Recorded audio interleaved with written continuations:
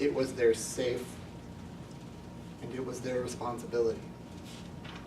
Members of the jury, you're going to hear that on August 18th of 2010, Hayden Duran and Andy Park made a decision.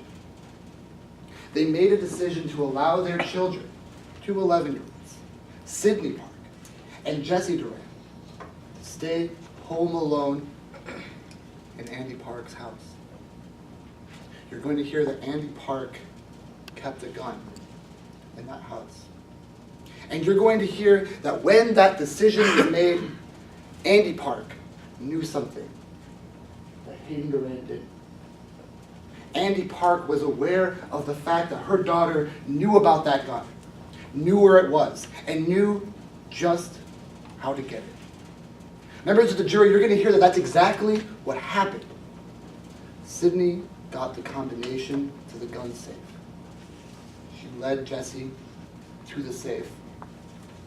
Two of them took the gun out and began to play with it.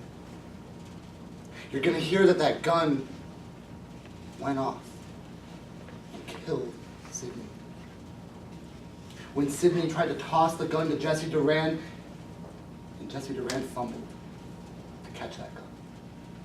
Members of the jury, you're going to hear that it was their gun. It was their safe, and it was their responsibility. Now, we are here today because the plaintiff alleges that Hayden Duran was a negligent parent, that Hayden Duran should have foreseen this tragedy and should have prevented it. Members of the jury, they have it backwards. You're going to see that Andy Park saw the signs, and Andy Park failed to take action. Now, let us have no illusions, members of the jury. There are truly no winners in today's case. What happened to Sydney Park is devastating. No parent should ever have to go through what the Parks went through, and we extend our unequivocal sympathy to the Park family. But members of the jury, since Andy Park brought the suit against Hayden Duran, we must do our jobs. And members of the jury, you must do yours as well. You cannot allow your emotions to rob you of your good judgment. You must be able to separate the facts from your emotions in today's case. Now, as a defense, we do not have to prove anything to you today. But we have chosen to take on a burden of our own in what's known as an affirmative defense.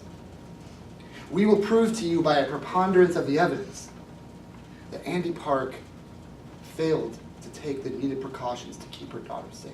What this means is that we are going to prove it is more likely than not that Andy Park's lack of actions in safely storing her weapon are what made this tragedy possible. Now, let's be clear. We are not countersuing Andy Park. We do not want you to hold Andy Park liable. We don't want anything from Andy Park. By pursuing the burden of our affirmative defense, we only want you to find Hayden Duran not liable. Now, in order to do this, we're going to be calling before you three witnesses. Our first witness is Hayden Duran. Hayden Duran will come before you, and she will tell you that she provided her son with structure, with discipline, that she did everything in her power to make sure that her son understood the dangers of firearms. And our second witness, Jesse Duran himself, will come before you, and Jesse Duran will give you something that no other witness in this trial can give you.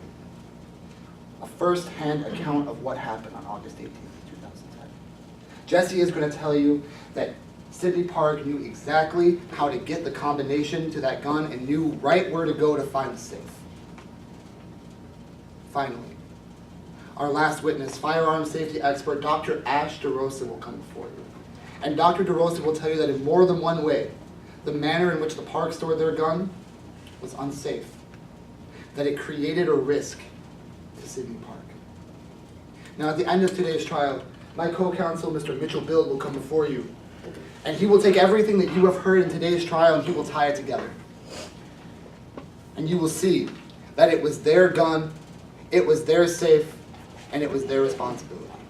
And we're confident that you will find Hayden Duran not liable. Thank you. Thank you.